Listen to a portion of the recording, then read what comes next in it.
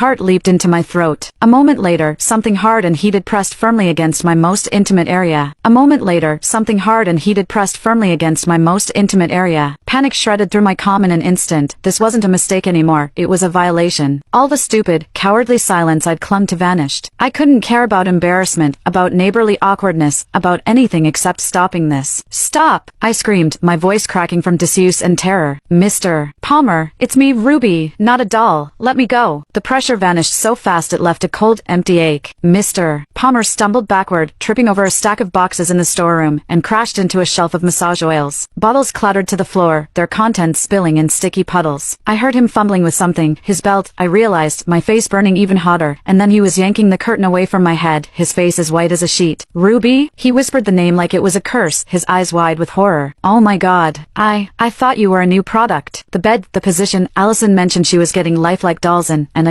I'm so sorry. I didn't mean to. Save it. I snapped, twisting my wrists against the rubber restraints. They were still tight, the bed's mechanism unyielding. This is a pleasure bed. The release button is on the side, black, about the size of a quarter. Find it. He scrambled to obey, his hands shaking so badly he fumbled the frame. His normally neat hair was disheveled, his shirt unbuttoned at the collar. I forced myself to look away, focusing on the ceiling instead of the way his hands trembled, the way he kept muttering apologies under his breath. The storeroom smelled like vanilla massage oil and panic, a sickening combination. Finally, there was a soft click. The restraints around my wrists went slack, and the bed's split frame slowly lowered, flattening out until I was lying on my stomach in a normal position. I didn't waste a second, yanking my underwear up, then my hot pants, my hands shaking so hard I could barely fasten the waistband. By the time I sat up, Mr. Palmer was standing across the room, his back to me, staring at the wall like it held the secrets of the universe. I'm leaving the payment on the counter, he said, his voice gruff, for the oil, and, for this. I'm so sorry, Ruby. I'll never set foot in this store again. I'll even move if you want. I can't believe I did this. I didn't answer. I was too busy trying to catch my breath, too busy fighting the tears that threatened to spill. He hesitated for a moment, then fled the storeroom, the bell above the shop door jangling as he left. The silence that followed was deafening. I stayed on the bed for a long time, my knees pulled to my chest, staring at the sticky oil stains on the floor. The embarrassment was a physical pain, sharp and unrelenting, but there was something else too, confusion. His comment earlier, about my backside reminding him of Ruby's. He'd known it was me, or at least, he'd suspected. How? The bell jangled again, and I jumped. Mom. I scrambled to my feet, brushing off my clothes, and hurried out of the storeroom just as she was carrying a stack of boxes through the door. Ruby, you're awake. She set the boxes down, wiping sweat from her forehead. Sorry I took so long. The supplier had a delay. Did Mr. Palmer stop by? He said he'd come to settle his bill for the antique vibrator he bought last month. My throat went dry. He was here. He left the payment on the counter. I didn't mention the doll mix-up, didn't mention the